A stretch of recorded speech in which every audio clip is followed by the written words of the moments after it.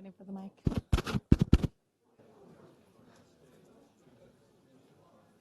Hi, everybody. Hello. Hi, everybody. Welcome. Sorry for the delay, just a little technical difficulties there. My name is Julia Van Horn. I'm with the Sacramento State University Consensus and Collaboration Program. I'm a facilitator here tonight, actually this afternoon. So welcome to the technical workshop for the Joint Groundwater Sustainability Plan in the Madera Subbasin. I'm going to quickly go over some logistics, and then I'm going to pass it on to the presenters. So first of all, please make yourselves comfortable. There are restrooms out the lobby to the left around the staircase. If you didn't pick up an agenda on your way in, there's an agenda on the table and on the way in here, and also a sign-in sheet if you'd like to sign in. Presentation slides haven't been printed, but they are already posted online at maderacountywater.com. And please note that the meeting today is being streamed online, and it will also be available afterwards if you'd like to rewatch it or pass it along to anybody.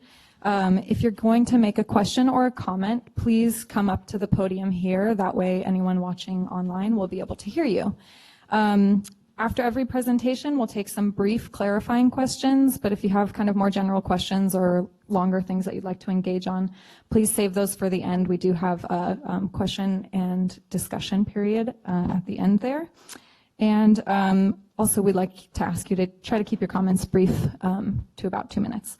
And I'm going to allow Reina to come up here in case anybody needs translation.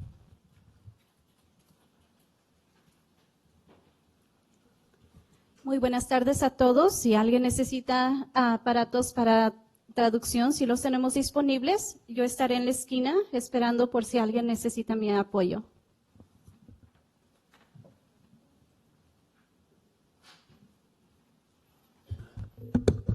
And with that, we'll pass it on over to Dina Nolan with Madera Irrigation District. Good afternoon, everybody. Can everybody hear me? Okay, great. I'm going to go ahead and do the introduction for this. We're going to go through the agenda and then a brief introduction just to kind of remind everybody where we're at as the Madera Subbasin. I am, again, Dina Nolan with the MID GSA. However, we are presenting on behalf of the entire Joint Subbasin GSP process, and we're going to walk through what agencies are involved in that again. So really quick, the agenda for today is the introduction, then we're going to discuss the sustainability goal, the monitoring network, the minimum thresholds, measurable objectives, and interim milestones, and then the next steps for, again, the joint Madera Subbasin GSP. So if you recall from previous workshops and presentations, the Madera Subbasin actually has 7 different GSAs in the subbasin. Within those 7 GSAs, 4 of them are working jointly together on a GSP, a groundwater sustainability plan. Those GSAs are represented up here today. So I'm again with the MID GSA. Stephanie is with the Madera County GSA. Eric's with the Madera Water District GSA. And Keith is with the City of Madera GSA. Beyond that, there are 3 other GSAs that are preparing their own GSP. Those GSAs are the Gravelly Ford GSA. And I don't know if there's any representatives from Gravelly Ford here today. I believe I see anybody. Newstone GSA, and there are some representatives from Newstone I do see here today. And then also Root Creek GSA, and I did see Ryan earlier. So those are the GSAs. Again, there will be 4 GSPs that are being prepared for the entire subbasin. Here's a map of the Madera Subbasin. There's about 348,000 acres total. Of that, about 216,000 acres are irrigated ag. All of the area that's essentially in a solid shaded blue color is part of the joint GSP, so that covers over 90% of the area. Those with the hatched areas, which you can see over in the corner, is Root Creek. Down at the bottom in the orangish color is Gravelly Ford, and then slightly up from Gravelly Ford over to your left would be the Newstone Water District. So those are the areas that are going to be preparing their own GSPs related to the Madera Subbasin. How those are structured and how that ties into today's presentation.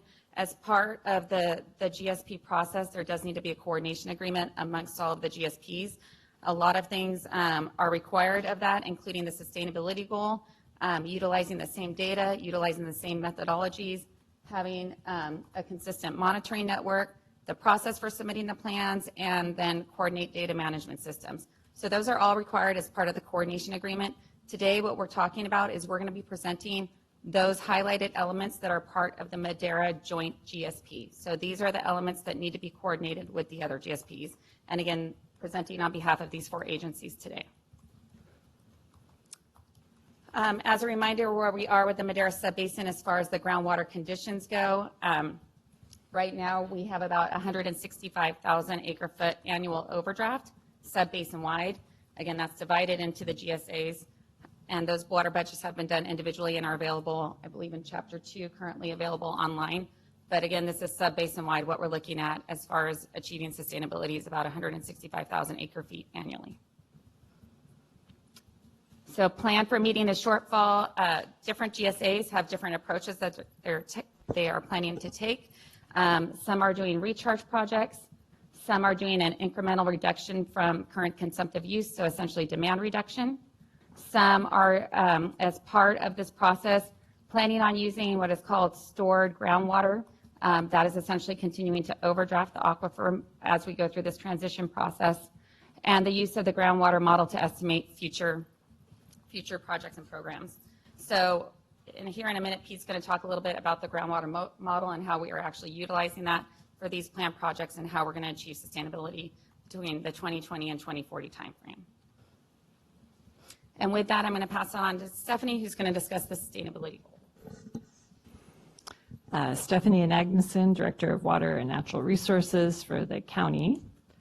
So the sustainability goal has essentially 3 aspects. There's the implementation of projects and management actions through 2040 to reach sustainability. There's the groundwater system inflows and outflows over a 50-year period, and they need to equal each other, so you're not losing water to another place or gaining water that's not yours from an adjacent subbasin. We also need to have no significant and unreasonable, undesirable results estimated during the 50-year time period. So for our goal, there's these 3 pieces that are required by DWR: the goal description, discussion of measures, and explanation of how the goal will be achieved in 20 years. So for the goal description, we plan to implement a package of projects and management actions to balance groundwater system inflows with outflows with no economic, social, and environmental undesirable results that are unreasonable.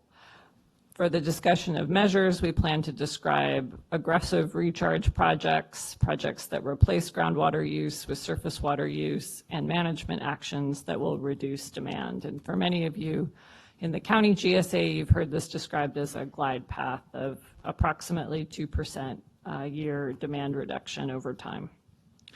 And the third aspect is we need an explanation of how the goal will be achieved in 20 years. Well, it's a combination of increasing recharge and decreasing what we're pulling out of the ground by using more surface water and reducing crop consumptive use. So here is a bar graph that shows the groundwater conditions for 2040 to 2090. So you can see the total on the left-hand side is about 550,000 acre-feet per year. We're reducing the demand from, that's the negative 110,000 acre-feet per year, and we're still extracting 440,000 acre-feet per year. And if you take the green line, let's see if I can do this. So here you should go across like that. You can see this is how we're essentially getting to sustainability. We have 380,000 in recharge without projects, then we're adding the yellow, which is the project infiltration. So that graphically represents how we're getting to sustainability.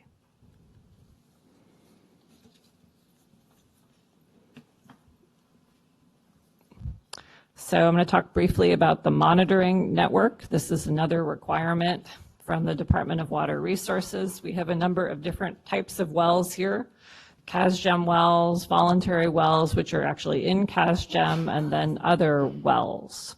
So this is kind of a work in progress, but we're presenting where we are. This is 30 or so wells. They were evaluated by Ludorf and Scalmanini based on a couple of different criteria. priority is that they're in CASGEM. The second thing is we need to have a lot of water data on historical measurements from the wells. And the third piece is it would be useful to know construction data in terms of where they were perforated. So these are wells that have been selected right now. We also have this piece, which is a grant the county has to put monitoring wells in disadvantaged communities. We have $1 million to do that in the Madera Subbasin, $1 million in the Chowchilla Subbasin. So we're planning on using that monitoring network to fill in some of the gaps. There are some gaps, though. If you notice the Ranchos, that does not have a lot of wells that meet the criteria that we need right now. So we're looking to fill that gap. So if anyone would like to talk to Pete, Pete is available to talk wells in the Ranchos afterwards. So now I'm going to go through minimum thresholds for all the sustainability indicators. Actually, I'm doing some of them, not all. Here's a graphic that you've probably seen before. I know we've used it in presentations, and it's part of the Department of Water Resources BMP on sustainability criteria.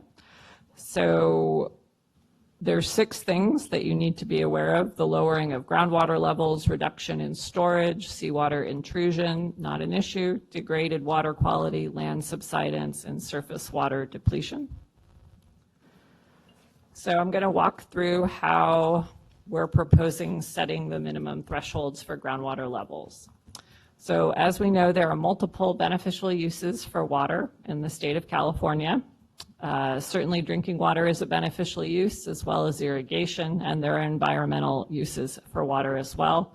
This is not my opinion. I am just talking about what is in the California Water Code in terms of what's called a beneficial use. There's also a piece of legislation in California, the human right to water, that guarantees safe and reliable drinking water. We also know that the county economy is largely based around agriculture. As a county employee, I know that very, very well. So we are sensitive to changing anything that has to do with the county economy. All of the GSAs recognize that these are interconnected, all of the factors above, and that we will need some time to transition and complete projects and actions, and the time required will result in lowering of groundwater levels during implementation time. Specifically, that's the period from 2020 to 2040. We're currently having discussions about how to mitigate for impacts of drinking water wells. So here is kind of an overview of how we set the minimum thresholds, and then I'll walk you through one example before passing things off to Pete. So using the groundwater model, we prepared hydrographs of expected future conditions at various wells with the projects and management actions. We used average hydrology for 2020 and 2040, which removed all of the extremes. That's the series of very wet years or series of very dry years, and of course California has a lot of that. That's what you see in California hydrology. Then we used historic hydrology, 1965 to 2015, as a representation for 2041 to 2090. And this is this period that you have to represent of what things look like after you've implemented projects.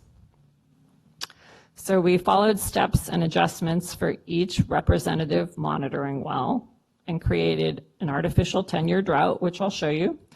And then we checked against the lowest point during implementation and evaluated the impact on drinking water wells. All right, let's go through the steps for each of these. So step 1, we plot our data. So the blue dots are real data points. The gray up and down line is the model. So you can see that calibrates pretty well there. And then the red is the model into the future. So blue is historical, red is going into the future. So this is a hydrograph. So time is on the horizontal axis. On the vertical axis is groundwater elevation, which is really elevation over sea level. And I know that's confusing for those of us who think in terms of wells and well depths, but I will leave it at this is how hydrologists do things. So we're going to have to bear with the vertical axis for a little bit. So the second step is that we then show the implementation 20-year period from 2020 to 2040, and then we show the sustainability period. And you'll recall I said that in the implementation period, we were using average hydrology, and then we were using historic hydrology for 2040 through 2090. So step 3, we have a bit of an artificial drought. So look at the red line with the arrow. This is a 6-year drought that we've essentially turned into a much worse drought of a 10-year drought. So you can imagine that would be things are pretty bad in California. So there's the drought. And then step 4 is we draw an initial minimum threshold level at the base of the extended drought. So we've essentially accounted for a very, very dry period of time. So step 5 is we're checking if below the lowest point during implementation and sustainability. So you can see, let me try this one more time. So these are the lowest points here, and the initial minimum threshold is still below it, right? So this is what we're looking at right there, and we are still below it.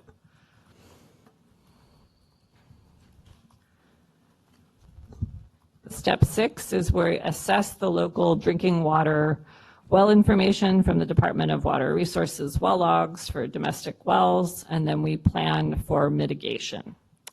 So this is, I'm going to show you 2 scenarios. This is the first one. In scenario 1, mitigation is likely not necessary because the average well depth is well below the minimum threshold or the initial minimum threshold. But in scenario 2, you can see the well depth is kind of right at the minimum threshold. So this is a scenario when mitigation might be necessary. So what would that look like? We're currently having discussions as GSAs and among technical experts about what groundwater mitigation would be. But this is likely a program where well owners would sign up for it. And there might be some sorts of things offered like replacement of the well entirely or deepening the well or connecting to an existing community water system. The county certainly has a lot of community water systems with the ability to connect others. What types of financial support are we talking about? Probably loans or grants. I also think, given the interest in the state in safe and reliable drinking water, there will probably be significant grant funds made available for us to do this sort of work in the future. Okay, I think I'm passing it on to Pete. Okay, thank you, Stephanie. I'm Pete Leffler with Ludorf and Scalmanini, part of the GSP consulting team for the joint GSP with Brian and David's Engineering. So we're going to talk a little bit about the other sustainability indicators. First one is reduction in groundwater storage. So basically, the proposed minimum threshold is that we won't have long-term reduction in groundwater storage volume during the sustainability period after 2040. And that this will be, evaluated and quantified via measured groundwater levels in the monitoring network wells.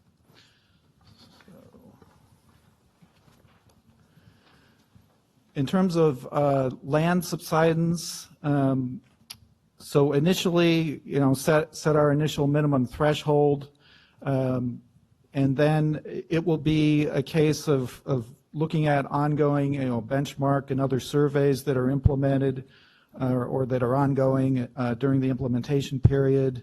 And, if it looks like it becomes necessary in terms of subsidence, then some adaptive management would be done to modify the minimum thresholds. At this point in time and historically, there really haven't been, significant impacts to infrastructure. So it'll be treated in an adaptive management fashion.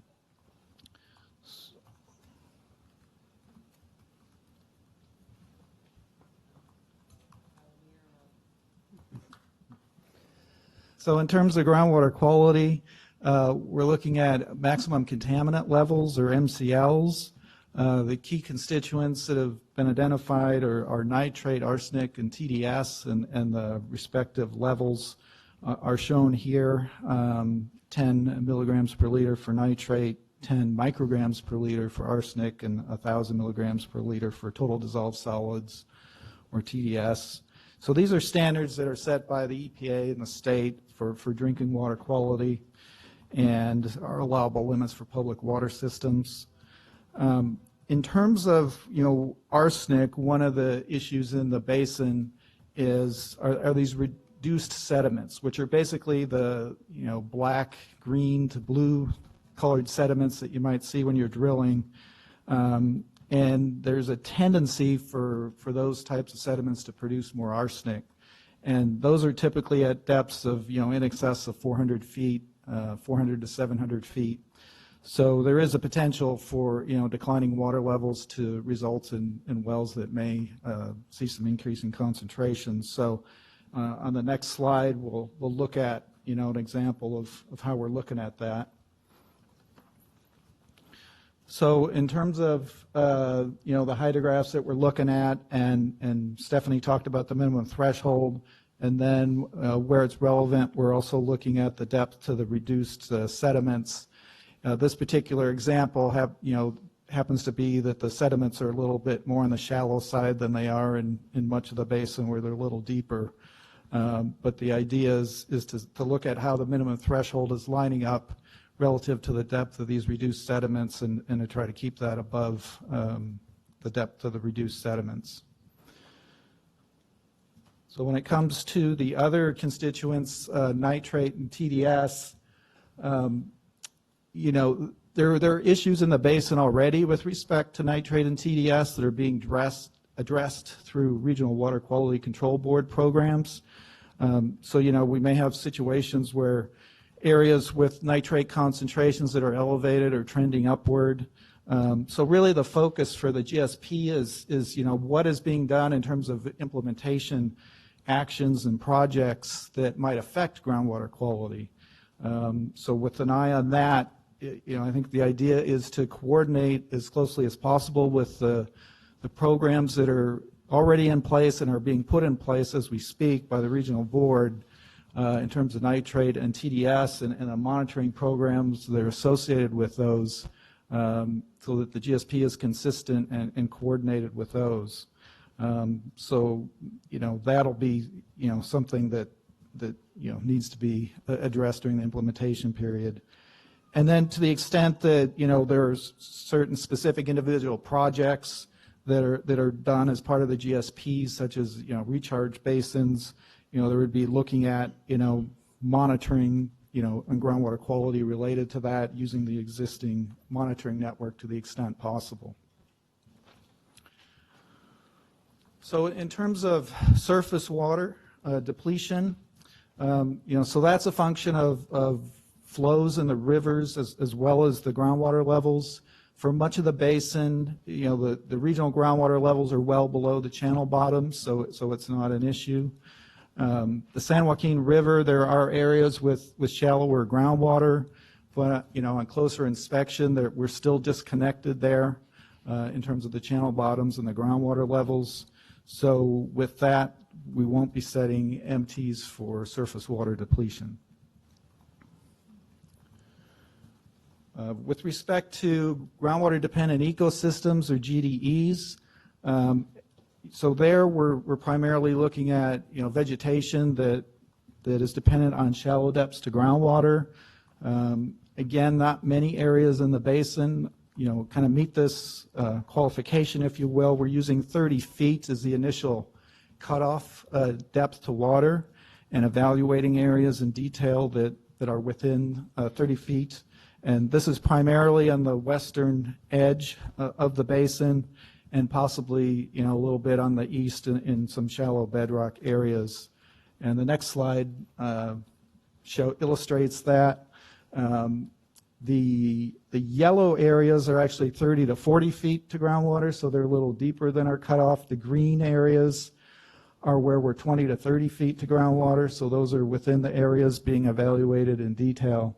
And again, primarily along the San Joaquin River and the southern and western boundaries of the basin.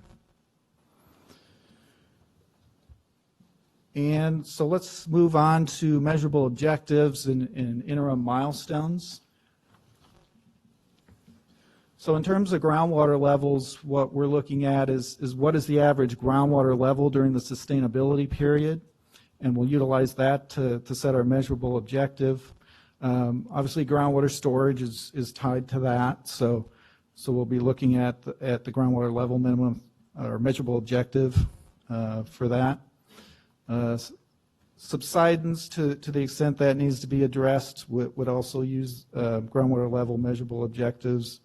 Groundwater quality would be based on current constituent concentrations. As we talked about earlier, there's existing, elevated concentrations in some areas, so the idea would be to not, have those increase and maintain them at current levels as much as possible. And then, as we mentioned, surface water depletion will not be required. So the next slide shows again, a hydrograph with an example of a measurable objective for groundwater levels, which again is essentially the average of the values for levels over the 50-year sustainability period after 2040.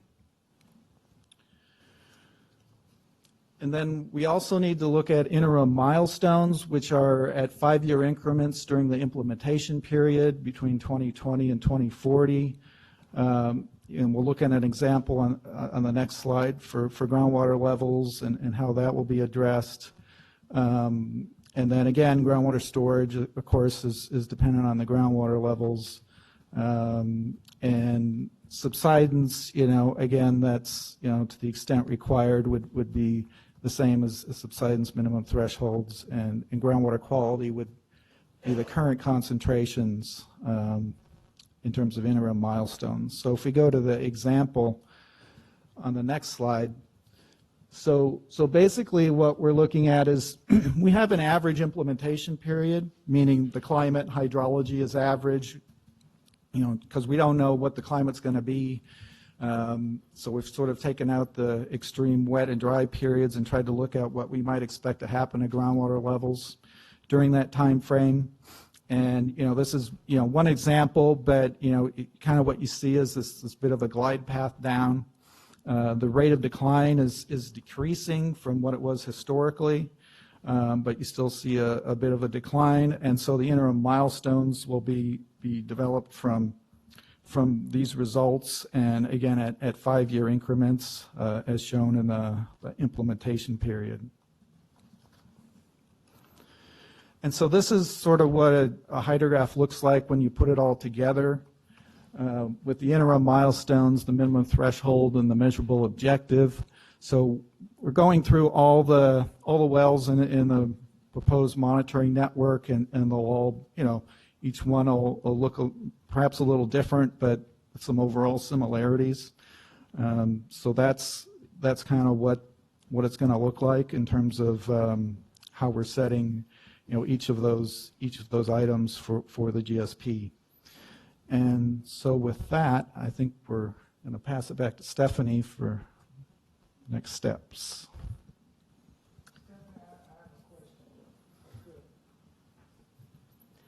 Can I do the last slide? Sure. Based up, this is the last slide, then we can open it up. So we would be glad to take your feedback now at the meeting, but what you'll see is the proposed methodologies for minimum thresholds and measurable objectives and interim milestones will be discussed at whatever GSA board meeting you attend next. And then at some point soon they will be incorporated into the GSP, and the GSP is going to be released probably August 1st. We'll have a 3-month public review period, August, September, and October. It'll go back to the consultants for comments, and then it will go to each of the GSA boards for adoption, hopefully. So I think that's all I have. Oh. Yes, we're going to take public comment up at the podium, right? Yep, I was just going to remind you that if you have I was just going to remind that if people have a question or comment, please come up here so that anyone participating online can hear you. So my question is, I couldn't help but notice that we used one hydrograph for the first part of the presentation and a different hydrograph for the last few slides. So why? They weren't the same. And so which one are you going to use? Well, so they're all going to be different. We have, I don't know, some 30-odd wells in the monitoring network that are in different parts of the basin, kind of spread around geographically. So they're all going to look a little different because they're different. They may be different screen depths, and they're in different parts of the basin. So these are some examples that we use to illustrate concepts. So when the GSP comes out, you'll see a lot more of these for individual wells. So what hydrograph are you going to land on for the basin? All of them?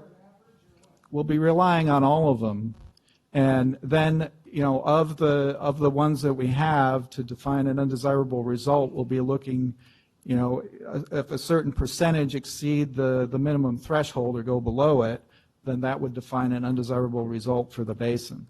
Well, the first hydrograph you showed that in 15 years, using that average quote-unquote hydrology, it didn't go below the minimum threshold, but at year 15, it showed that the groundwater level dropped 100 feet. And this last one showed more like 40 feet. So I'm wondering where it's going to land. I know they're all different, so I think that's something you got to present at some point. So we're going to see if we can find that one so we can talk specifically to it. So yell when you... Because all that harkens back to what's reasonable. And so let me just clarify, the map that was shown earlier that had the wells dispersed throughout the subbasin, those are the proposed monitoring wells. All of those wells would be included with their individual hydrographs with utilizing this methodology. So each well is going to look different depending on their construction and how they're responding to the model and the projects that are put into the model. There won't be an average. Each hydrograph will have its own independent analysis associated with it.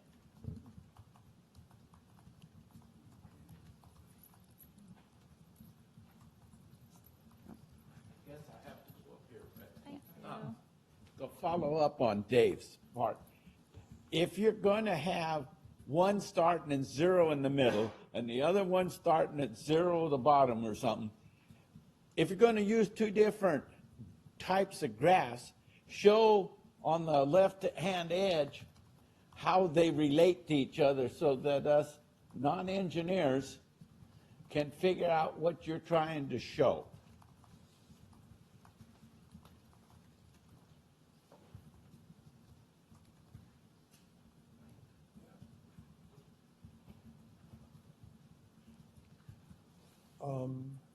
Might I ask that average slide back up there showing the graph?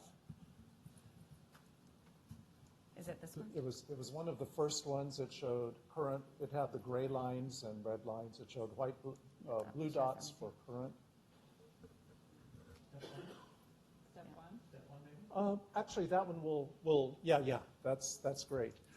I was at the Chowchilla Water District meeting this morning, and I had the same comment for them, and they said, well, it's because we adjoin other districts and to make sure we're not pulling them down.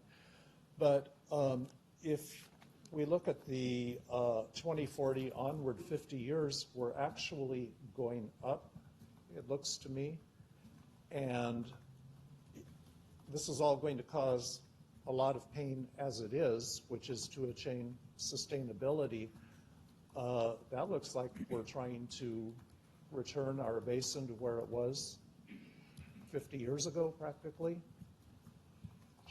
It seems to me that it should be more level in that 50 years rather than an upward trend in order to avoid some of the economic problems of this. So each hydrograph is going to look a little different, but one of the themes you will see when you see them all is we do, from where we bottom out in the implementation period, we do tend to see a recovery in the basin, which I think is to be expected because you're going from an extremely overdrafted condition to a balanced condition where inflows equal outflows, which is one of the requirements for sustainability, is that we have to be balanced. And so you're going from, again, an overdrafted condition that we can have to a condition where we're balancing inflows and outflows, so you see some recovery in the groundwater levels. I don't think it's going to get us back to 50 years ago. I mean, we are going to see more fluctuations, and we'll see some maybe high peaks that might approach what we saw a long time ago. But the reason for those more extreme fluctuations in the sustainability period is that you've got not only the natural recharge from a sequence of wet years, those are also the years where you're putting a lot of water in the ground via recharge projects, and so you're really, pumping up the water table, if you will, during those years so that the water's available during the non-wet years for extraction. So you see a lot more, fluctuation and some higher peaks.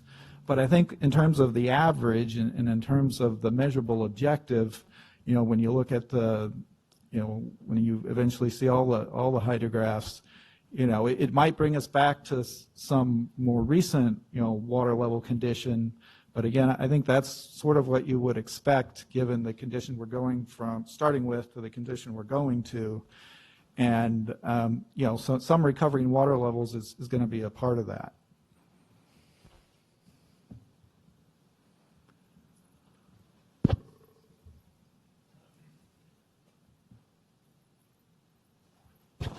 Good afternoon.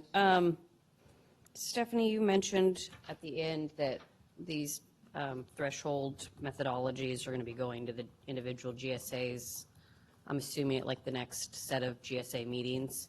But has there been a definition or a discussion of a definition of what an exceedance actually is? I know this morning there was this is what an exceedance is and what it's going to look like for the Chowchilla Subbasin. Is there any idea of what that's going to be? Because I'm assuming that needs to be adopted by each of the GSAs prior to the GSP release, August 1st?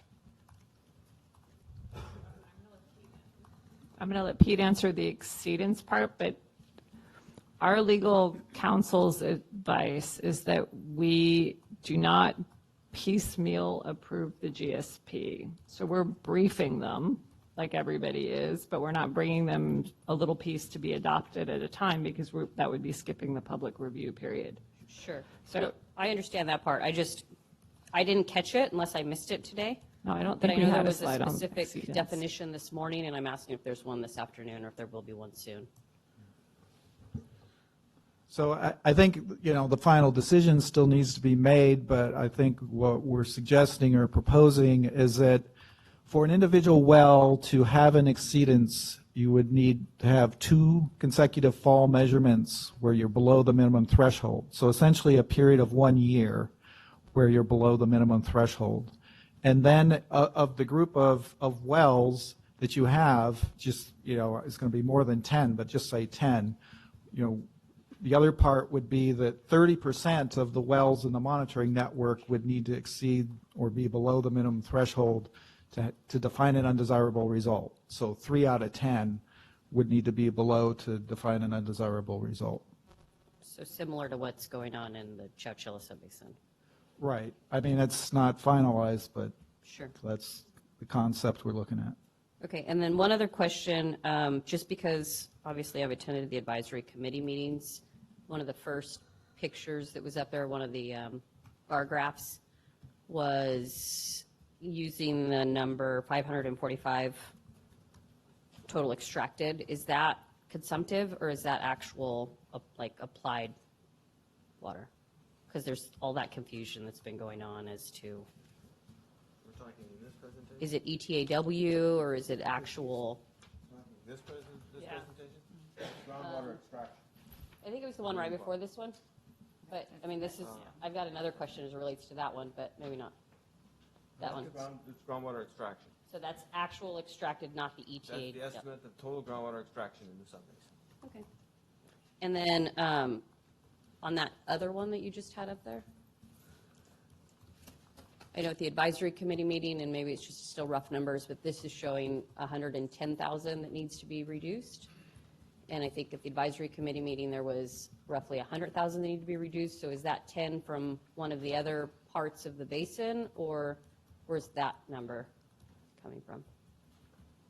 So there's a weird footnote in this slide that Okay. the Madera County GSA is a 90,000 acre feet, and the remaining reduction is due to permanent recharge basins replacing irrigated areas. Okay, thank you.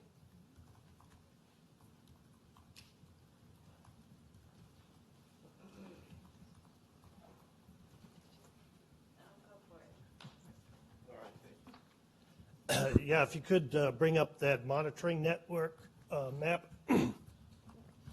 Just wanted to, just clarification, this is what I'm kind of seeing is for each one of those dots and the area around it, we're going to have a series of positive and negative results through time, so that in any given year, for example, within the Madera irrigation district, their water levels are under control, and maybe they don't have any problems with water quality, whereas in a white area, we have both problems to address.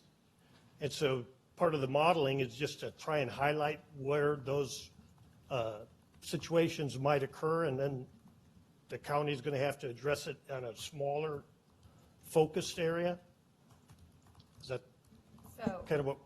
So even within the Madera Irrigation District, we're seeing the impacts of overdraft throughout the basin. So you can talk to most landowners within Madera Irrigation District, and they have seen their wells continue to drop also because of external forces. So, you know, those wells are highlighted, and the trends will look very similar to what we've discussed in this meeting today, and how we're going to address those. Right, but I don't see that, you know, when we come up with one plan, we're going to bring everything up equally and Well- address all those issues. Well, right, and each well will react completely, will react differently depending where they are, how they're constructed, you know, what the soil types are and such associated with those. And so, but what we're trying to do is utilize the model to see how these wells react with the implementation of all the projects that are being proposed by the different GSAs. Right, but And in the event, if you have control on one aspect of that, whether it's the water quality, water levels, et cetera, but another area doesn't, you have to address, this is where it's a problem, this is where it's not a problem, and how are we going to do that? So we're looking at each well individually. Well, yeah, so we're looking at each well in the monitoring network and what's happening with it. And I should point out that monitoring network will evolve a bit over time. I think as Stephanie mentioned, we're installing at 7 sites nested wells that are going to be screened at 2 or 3 different depths and different aquifers. And so we're going to be, you know, that'll be very useful information and good for, you know, monitoring. And, you know, there may be other wells that are appropriate to add as well. So this is sort of a starting point for the monitoring network. And, you know, we'll be looking to, you know, improve it over time. So, you know, it's sort of looking at the basin collectively. You know, obviously in terms of the model, it tells us, you know, it gives us similar results. Even where we don't have hydrographs, we've got information. There'll be additional information presented in the draft report in terms of what we're seeing on levels and so forth, and in areas that are in between wells. So there will be, you know, a lot more additional information for you to look at in the draft. Maybe let me add a couple things. First off, you talked about positive and negative results in different years. So the way we are setting the groundwater level minimum thresholds, we're using these model results. The model basically has projects that were provided to us by each GSA. So each GSA, and this includes the GSAs that aren't part of these joint 4. So the model has projects for every GSA in the subbasin and estimates of what the projects will, the amount of recharge from the projects and the amount of consumptive use in the projects. So that's installed in the model. So the results of these hydrographs basically are the results that you see with the projects. So when we set the groundwater levels, the way we're setting them, we're trying to set them so that there won't be any exceedances due to the climate and what happens in the future, because we've got the projects, and the projects are local for each GSA to try to cover those problem areas that you're talking about. Now, that doesn't mean it's going to be perfect that way, but we took our best shot at covering those problem areas with the implementation plan. And then as we follow the implementation plan and track the monitoring wells, if we see we need to do a little bit more someplace and a little bit less other places, why then we expect that there would be adaptation of that plan during the implementation period. So does that help? I just wanted to get it out there that it's not a one-size-fits-all. Definitely not.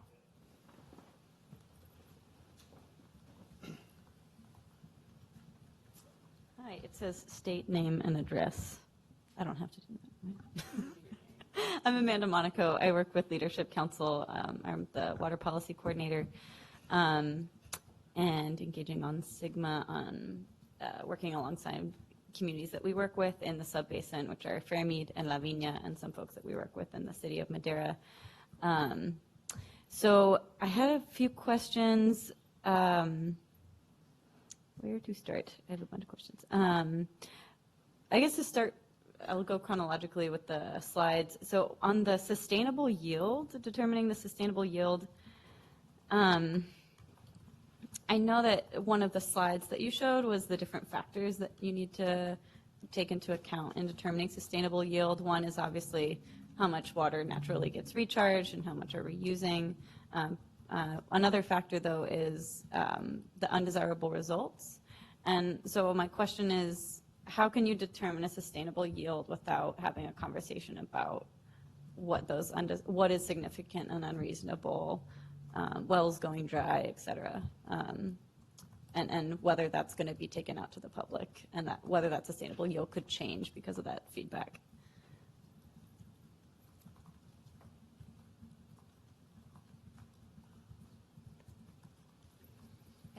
I think are you referring to the sustainability goal slides or what? I'm not sure which slide. Right. It's a sustainability goal, yes. Okay.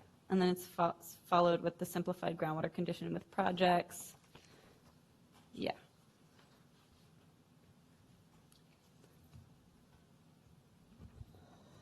So basically, we're looking at discussions are going on this mitigation program that would help any well that went dry through grants and funds to assist people.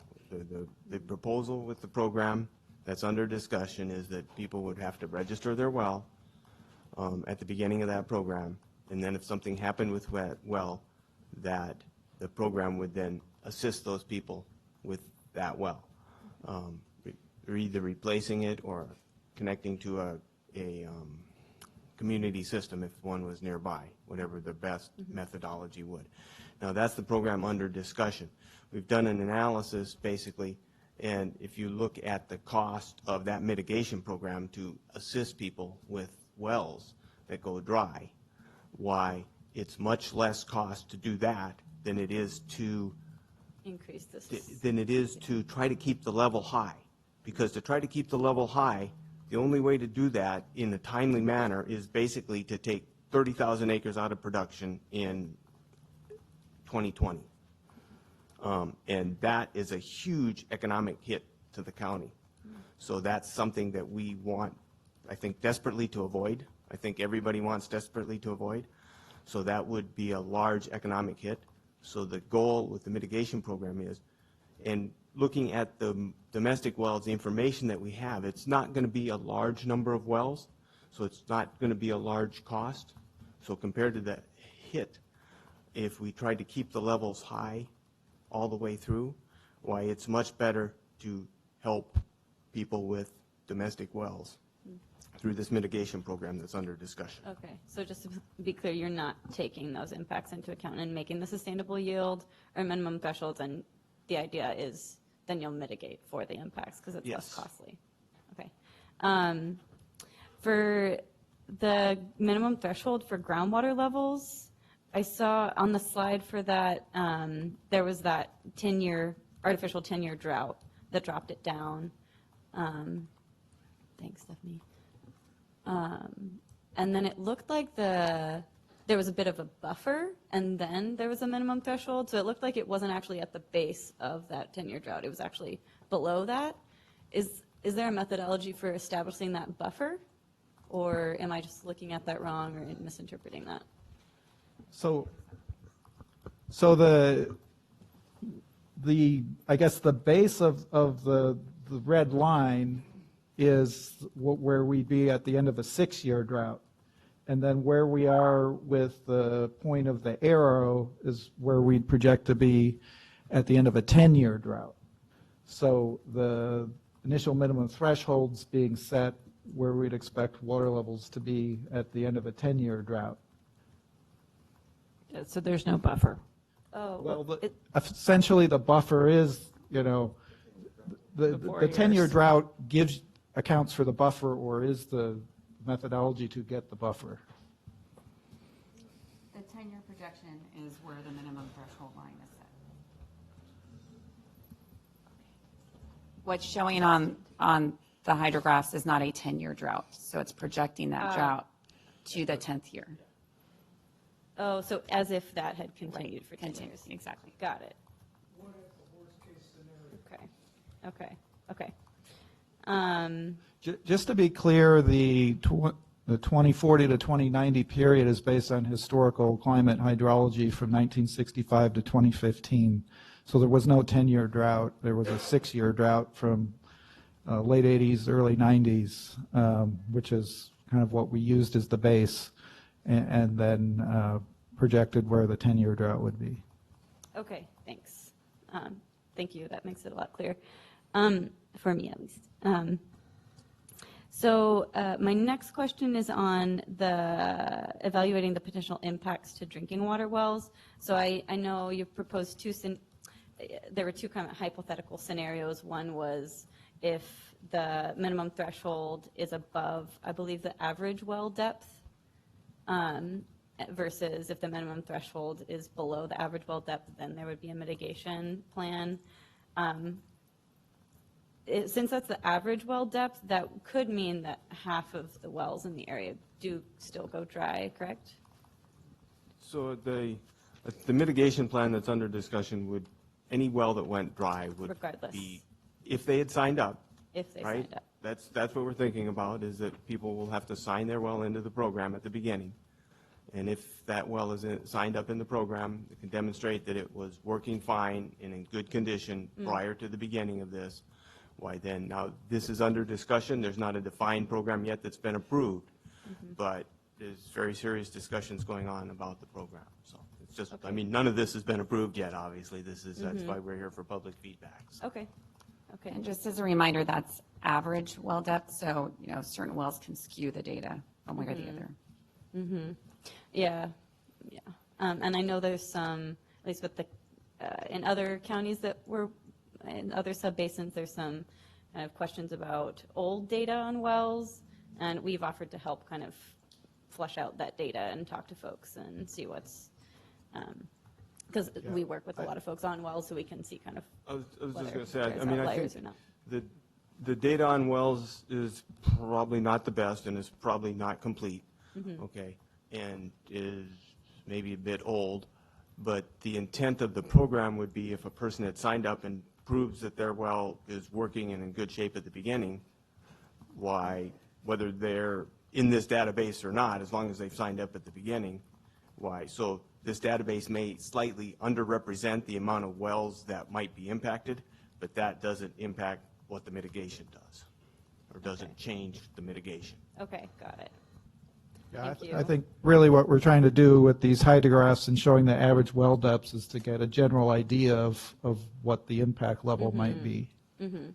All right. Thank you for that clarification. I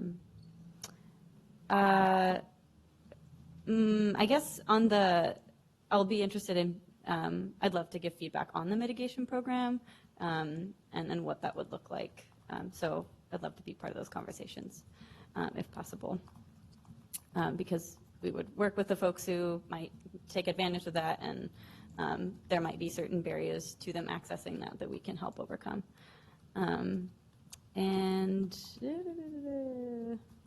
I think that might be it. Thank you. I'll send other questions.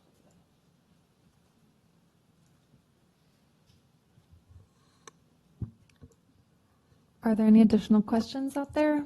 Also, if you would like to talk directly after the meeting with any of the people at the front, you're welcome to do that. Okay. Oh, great.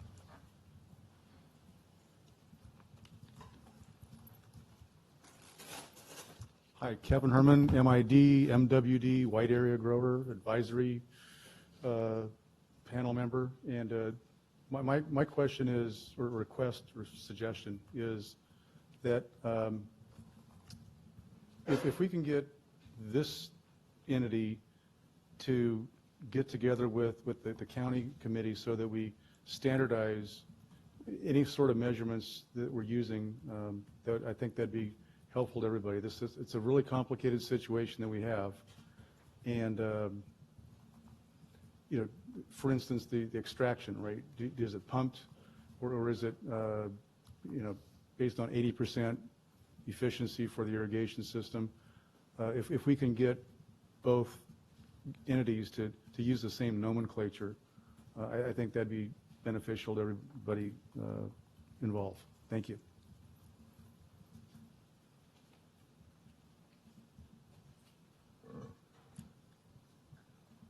Okay, so if there aren't any additional questions, anyone want to close out? Oh.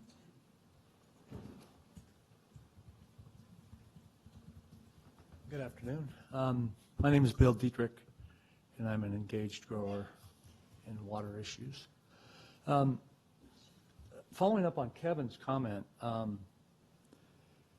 the wells in this basin are not metered.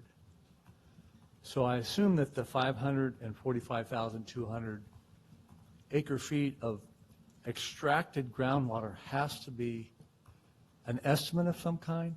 Where'd that number come from? So most of the wells in the subbasin are not metered. There are some wells in Madera Water District that are metered. Where we have metered data, we try to use the best data we have whenever we're making estimates like this. So where we have metered data, we use metered data. Now that was a very small part of it.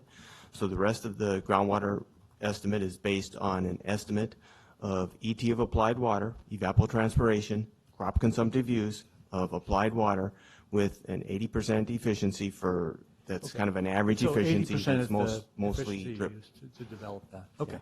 No, that answers my question. Thank you.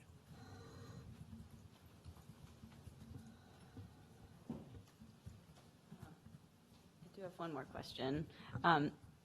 When y'all know what the impacts will be from the potential minimum thresholds using the methodology you've used, when you know the impacts at each well, will there be another chance for public input before that's finalized?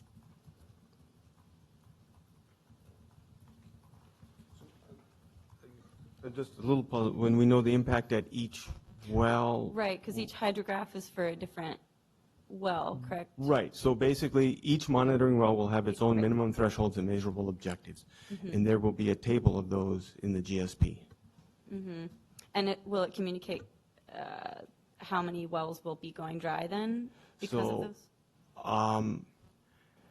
I don't think so. I wasn't thinking to communicate how many wells will be going dry because it's you know, as we've talked about, the data's not complete.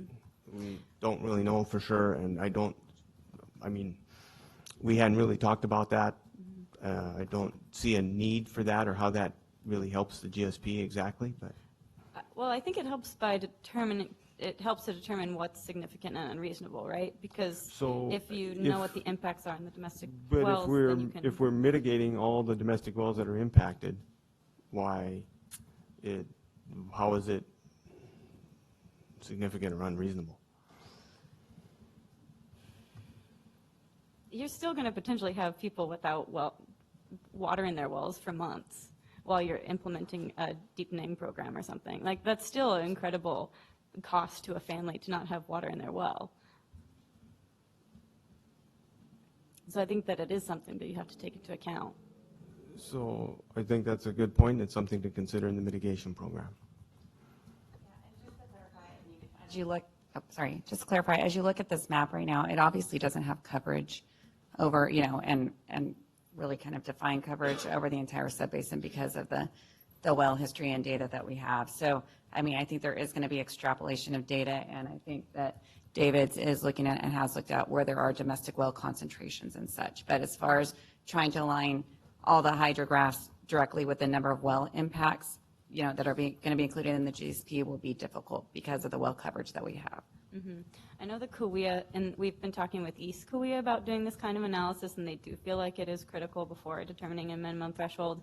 And even though there are data gaps, they do feel like it's at least worth it to do an estimate of the wells that would go dry before determining a minimum threshold.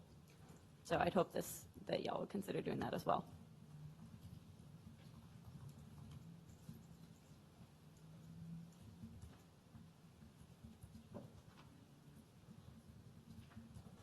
Any final comments or questions? Okay, if not, then thank you all for coming. We appreciate you guys' feedback, and keep your eyes out for announcements about upcoming meetings and the GSP draft coming out in August.